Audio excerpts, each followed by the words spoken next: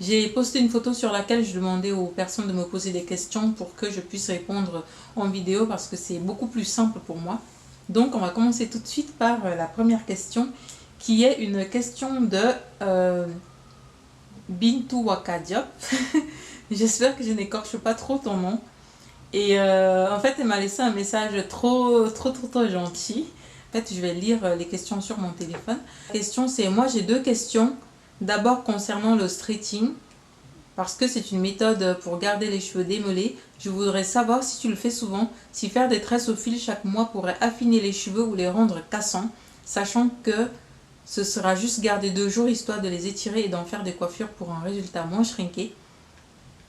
Ensuite, le leave-in, j'utilise un fait maison, mais je me demande si juste cela avec mon Vapo suffit pour bien hydrater mes cheveux ou devrais-je en acheter un dans les commerces sans silicone. Donc, en ce qui concerne le fil à tresser, c'est une méthode que j'utilisais assez souvent il y a quelques temps en arrière, mais je ne le fais plus. En fait, il y a 2 raisons à ça. La première raison, c'est que je n'ai plus de fil à la maison, du coup j'ai la flemme d'aller en acheter. Et la deuxième raison, c'est qu'en fait, j'ai remarqué que quand je faisais du fil à tresser, j'avais des cheveux secs. Comme tu l'as bien remarqué, j'avais des cheveux un peu plus fins. Du coup, je me demande, je pense pas que c'est tellement le fil à tresser, enfin le fil qui fait que les cheveux soient fins après. Je pense que c'est le fait que les cheveux soient un peu pas assez bien nourris qui les rend cassants en fait. Je sais pas si tu vois ce que je veux dire. Parce que le fil en fait ça emprisonne quand même les cheveux. Et si ils ne sont pas hyper bien nourris avant le tressage, je pense qu'il y a des risques de sécheresse. Et je pense que c'est ce qui m'arrivait. Donc, mais pour répondre à la question, est-ce que le fil à tresser rend les cheveux fins? Franchement, je ne saurais pas te dire quoi. Parce que je sais que quand j'étais petite, on me faisait beaucoup de fil à tresser. Et pourtant, j'avais des cheveux assez costauds. Donc, je ne peux pas vraiment dire. Je peux pas vraiment dire. Mais comme tu l'as remarqué, je pense que moi aussi je l'ai remarqué maintenant, quand je fais du fil à tresser, j'ai des cheveux beaucoup plus fins. Et c'est vrai que les pointes, si elles ne sont vraiment pas bien hydratées avant le tressage, ça se casse assez vite. Donc, pour la deuxième question, je dirais que moi je pense que ton leave-in fait maison, ça suffit. Parce que du moment où il y a de l'eau dedans, ensuite il y a un beurre plus une huile, je crois. Je pense que c'est largement suffisant. Je pense que tu utilises l'agent là qui permet de mélanger l'huile et l'eau pour hydrater les cheveux, enfin, pour faire ton mélange. Donc si c'est le cas, franchement, je pense pas que tu aies besoin d'acheter des produits du commerce parce que je me dis, nos ancêtres à l'époque, enfin, il n'y avait pas de commerce, il n'y avait pas du tout de commerce des produits pour cheveux et pourtant, quand tu vois les photos de l'époque, ils avaient des cheveux assez magnifiques. Le simple beurre de karité, ça suffisait. Donc, franchement, je pense que tu peux très bien t'en sortir avec ton leave-in. Ton leave-in fait maison et voilà. L'essentiel, c'est vraiment que tes cheveux, finalement, ils réagissent bien à ce produit-là, je pense. Donc voilà, j'espère avoir répondu à ta question. Et je te remercie beaucoup pour ton message très touchant. Merci de me suivre. Maintenant, je vais répondre à la question de Suzy Gabrielle Yombo. Salut Suzy. Alors, j'arrive à rien avec mes cheveux en matière de coiffure au vent. Je suis désespérée. Que dois-je faire? Donc, Suzy n'arrive pas, j'imagine que tu n'arrives pas à trouver des coiffures. Moi, ce que je te conseille à propos des coiffures, c'est que moi, je dirais qu'il n'y a pas vraiment de coiffure prédéfinie. C'est vraiment chacun qui trouve un style de coiffure qui le correspond. Par exemple, je sais pas, tu peux, comme moi j'ai fait aujourd'hui, enfin, ça paraît un peu bête comme ça, j'ai juste fait un chignon et j'ai mis un peu de cheveux de côté, quoi. C'est des petites choses un peu bêtes comme ça, mais qui peuvent tout de suite donner un certain style en fait. Donc c'est vraiment à toi de trouver. Tu peux faire 2 pompons, après ça dépend de la longueur de tes cheveux. Tu peux faire 2 pompons, tu peux en faire 4, tu peux faire des twists que tu enlèves par la suite et ça te fait des cheveux assez bouclés. Tu peux faire plein de choses. Et surtout moi je te conseille vraiment de regarder sur YouTube. Il y a pas mal de vidéos sur les différents styles de coiffure avec les cheveux crépus. Donc je te conseille vraiment de faire un tour là-dessus. Et voilà. Alors maintenant je vais répondre à la question de Paul Matoko. Coucou, j'ai des cheveux naturels mais la couleur est bizarre. J'aimerais faire une teinture noire mais naturelle et je n'ai aucune idée de quoi utiliser. Tu me conseilles quoi? Donc, avant de répondre à cette question, je dirais quand tu dis la couleur est bizarre, c'est-à-dire quoi? Parce que aucune couleur n'est bizarre. Je veux dire, la nature t'a faite avec cette couleur de cheveux. Qu'elle soit noire foncé ou un peu clair ou un peu roux, je pense que il faut l'accepter en fait.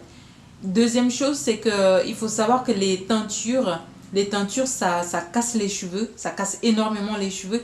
Donc quand tu fais une teinture, il faut à chaque fois faire le double des soins que tu faisais avant teinture pour réussir à maintenir des cheveux en bonne santé qui ne se cassent pas.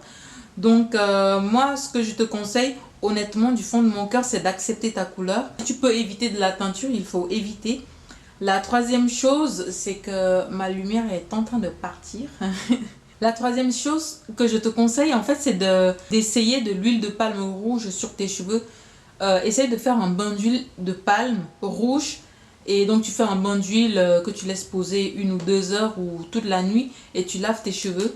J'ai regardé pas mal de vidéos sur YouTube des filles justement qui avaient fait des bains d'huile de palme rouge. Et en fait, par la suite, elles ont eu des cheveux vraiment bien noirs, quoi. Donc, toi, je te conseille de faire pareil.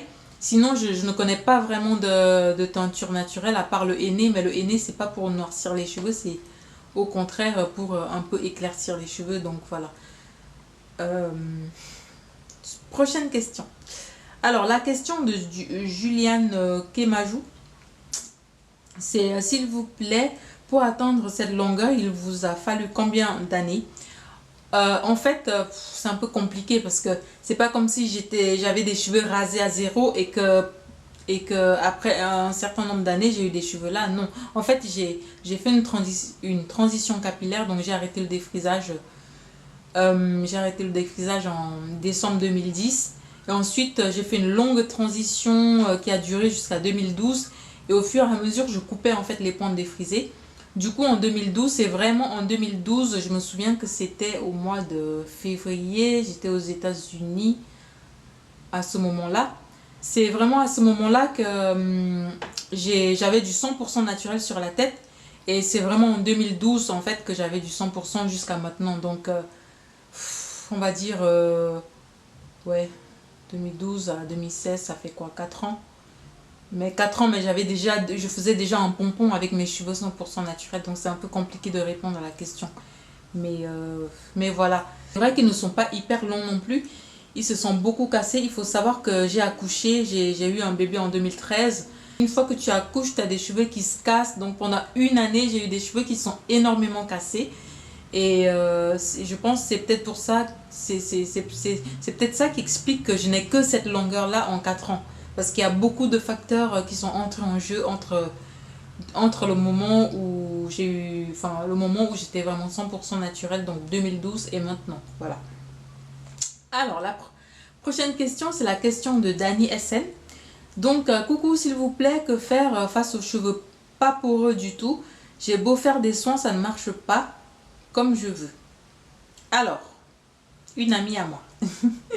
Alors, Dani, moi, ce que je peux te conseiller, en fait, pour les cheveux pas poreux, donc pour celles qui vont regarder la vidéo et qui ne savent pas c'est quoi les cheveux non poreux, en fait, ce sont des cheveux qui ont des écailles qui sont complètement fermées, ce qui fait que tous les soins que vous allez faire sur les cheveux, ça va pas marcher, ça va rester au-dessus, en fait, ça va rester au-dessus des cheveux, ça va pas rentrer dedans. Donc, vos cheveux, ils vont toujours se casser, vous avez beau faire des soins extraordinaire, ça ne marchera pas du tout. Donc ce que je te conseille moi, ou à ton ami, c'est qu'en fait il faut utiliser du bicarbonate de soude, bicarbonate de sodium. Je l'ai lu il y a aussi des blogs sur internet, je l'ai lu dans le livre de Naturi Eben où elle explique vraiment très bien ce phénomène de porosité faible, forte, moyenne. Naturi Eben, dans son livre, elle conseille en fait de mettre une cuillère à soupe de bicarbonate de sodium dans 1 litre d'eau. Et une fois que tu te laves les cheveux avec de l'eau normale, tu rinces justement avec ce litre d'eau dans lequel tu as rajouté du bicarbonate de soude. Tu le fais une fois par semaine au début, ensuite tu espaces, tu fais une fois toutes les 2 semaines, une fois par mois. Et au fur et à mesure, les écailles de tes cheveux vont s'ouvrir et ta porosité, elle va s'équilibrer en fait. Donc voilà, je te conseille donc le bicarbonate de sodium. Alors, prochaine question. Ça, c'est la question de l'Aubéry Soulé. Coucou l'Aubéry, si tu me regardes. Alors, combien de fois par année coupes-tu tes pointes? Combien de fois par année conseilles-tu d'exfolier le cuir chevelu? De quand date ton retour naturel? Alors, combien de fois par année est-ce que je coupe mes pointes? En fait, je coupe mes pointes quand je vois que mes cheveux vraiment ils sont abîmés, c'est catastrophique. Là, je les coupe, c'est-à-dire, je sais pas, genre 3 à 4 fois par année. En fait, 3 à 4 fois par année. Mais en 2015, je crois que tous les mois, je me coupais les cheveux. Et à un moment donné, je me suis dit, mais non, c'est pas possible. Mes cheveux, ils ne poussent pas. Mais en fait, c'est parce que je les coupais tout le temps. Donc moi, je dirais 3 à 4 fois par année, le grand maximum, quoi. Parce que maintenant, je me suis dit, je ne me coupe plus les pointes. Je vais essayer plutôt de faire le travail en amont, c'est-à-dire traiter mes cheveux de sorte à ce que les pointes ne se cassent plus. Même si c'est très compliqué, hein. Combien de fois par année conseilles-tu d'exfolier le cuir chevelu? Alors, moi, je conseille, je pense que tous les 3 mois, franchement, c'est bien. C'est bien. Par contre, si on a beaucoup de pellicules, je pense qu'une fois par mois, c'est mieux, en fait. Alors, prochaine question. Oups. Alors, c'est la question de Bekeko Nadine. J'espère que je n'écorche pas ton nom de famille. Bonjour, s'il vous plaît, comment je fais pour assouplir mes cheveux crépus? En plus, j'ai mis la coloration. Merci. Alors déjà, Nadine, la coloration, comme je l'ai dit tout à l'heure, franchement, c'est quelque chose que je déconseille vraiment. Parce qu'en fait, ça sèche. Déjà que les cheveux, nos cheveux sont... Voilà, il faut beaucoup d'hydratation pour parvenir à les assouplir. Mais la coloration, ça assèche les cheveux pour rien en fait. Donc ce que je te conseille, comme d'habitude, c'est avant de te peigner les cheveux, tu les vaporises avec de l'eau, tu appliques une lotion capillaire ou du beurre de karité. En tout cas, quelque chose qui va faire que tes cheveux soient beaucoup plus facilement malléables. Donc beurre de karité, beurre de mangue, beurre de tout ce que tu veux, beurre de cacao. Ou alors tu appliques une crème capillaire, une lotion capillaire, une crème sans rinçage et avant de peigner en fait. Donc ça c'est ce que je te conseille et que j'ai toujours conseillé à tout le monde.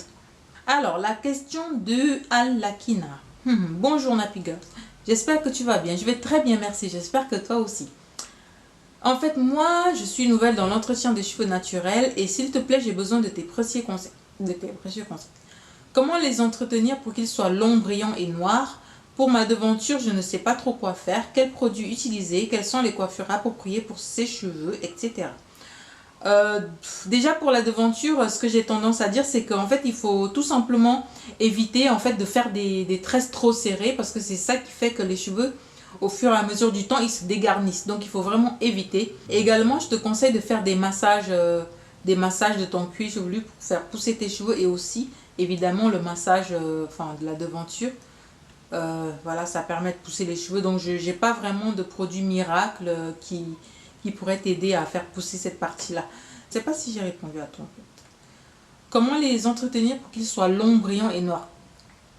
Pour qu'ils soient longs, brillants et noirs, déjà pour qu'ils soient longs, il faut les entretenir normalement, c'est-à-dire faire des soins quotidiens, faire des soins hebdomadaires, des soins mensuels. Essayer vraiment de préserver l'hydratation de tes cheveux, comme je le dis toujours. Ils ne doivent pas être secs, il faut toujours t'assurer qu'ils soient hydratés d'une façon ou d'une autre. Utiliser des produits appropriés et c'est que comme ça que tes cheveux vont pousser. Il faut plutôt viser la santé de tes cheveux et c'est que comme ça qu'ils pourront pousser normalement. Voilà. Alors, l'avant-dernière question, c'est de Sylvie Florence. Coucou Nappy, moi je suis en train de faire une transition. Je taille donc mes bouts chaque mois pour enlever le défrisé. Alors, quels sont les produits appropriés pour mes cheveux? NB, ils sont secs, touffus. Peignés, c'est le parcours du combattant. Alors, Florence, c'est Sylvie Florence, moi je sais très bien de quoi tu parles, je suis passée par là. C'est vrai que quand on est en transition capillaire, c'est très très compliqué. Franchement, c'est dur. Je sais même pas comment j'ai fait pour tenir le coup, quoi. Parce que s'il fallait recommencer, franchement, je me couperais tous les cheveux et je laisserais pousser normalement. Donc c'est très compliqué en fait de gérer la transition. Les produits à utiliser, bah, je te conseille les produits. Il faut juste éviter les produits qui sont trop agressifs, qui contiennent du sulfate ou comme ça. Essaye vraiment si tu peux utiliser des produits qui sont faits pour les cheveux africains. Parce que généralement, ils sont vraiment adaptés à notre type de cheveux. Et en ce qui concerne le peigne, moi, pour te rassurer, moi j'avais des cheveux qui étaient mais vraiment durs comme le kucha de la marmite. Et j'ai réussi à les dompter, donc je pense que toi aussi tu y arriveras. Donc comme je le dis, avant de peigner, il faut toujours vaporiser avec de l'eau, appliquer une lotion sans rinçage, une lotion capillaire avant de peigner et tu verras que franchement ils seront beaucoup plus faciles à peigner. Si jamais j'avais fait une vidéo sur comment peigner les cheveux naturels, donc c'est quelque part dans la vidéothèque de cette page. Si tu as le temps, essaye de fouiller un petit peu et puis ça pourra peut-être t'aider. Voilà. Donc la dernière question, c'est de Cantine Obona. Elle dit: salut, quel produit utiliser pour avoir une bonne pousse? Alors pour répondre à cette question, comme je le dis toujours, il n'y a pas du tout de produit miracle pour faire pousser les cheveux. Tous les produits qu'on vend et qui c'est écrit pousse plus ou je ne sais quoi, pour moi c'est du marketing, ça ne marche pas du tout. Je pense qu'il faut... Le secret, c'est vraiment d'entretenir ses cheveux normalement et puis de les laisser pousser, en fait. Et le petit plus, c'est qu'il faut, pour vraiment que vos cheveux poussent, on va dire, un peu plus vite, il faut masser. Tu masses ton cuir chevelu tous les soirs. Tous les soirs, tu masses, si tu peux masser de 3 à 5 minutes tous les soirs. Ça fait circuler plus facilement le sang dans les vaisseaux sanguins qui irrigue les cheveux et donc les cheveux ils sont mieux nourris et du coup ils poussent beaucoup plus vite. Je sais pas si j'ai été très claire mais bon. Donc voilà les filles, j'espère avoir répondu à toutes vos questions. Merci beaucoup de les avoir posées et si vous avez d'autres questions, n'hésitez pas, je réponds quand je peux. Et donc je vous souhaite une très belle soirée et à très bientôt. Bye bye.